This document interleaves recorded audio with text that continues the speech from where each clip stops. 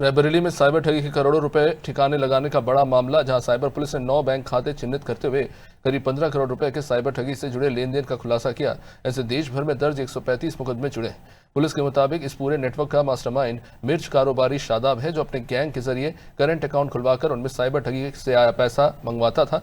जांच में यह भी सामने आया कि साल 2021 से अब तक शादाब और उसकी गैंग के खातों में करीब 50 करोड़ रुपए का लेन देन हुआ। इसमें 15 करोड़ रुपए साइबर ठगी से जुड़े हुए पाए गए।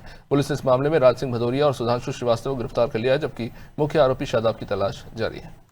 साइबर थाना पे मुकदमा अपराध संख्या 3/25 लिखा गया था, जिसके क्रम में विवेचना में पता चला कि जो अभियुक्तगण हैं उनके द्वारा ट्रेडिंग के नाम पर कई खाते खुलवाए गए थे, जिनके अंदर साइबर फ्रॉड का पैसा आता था।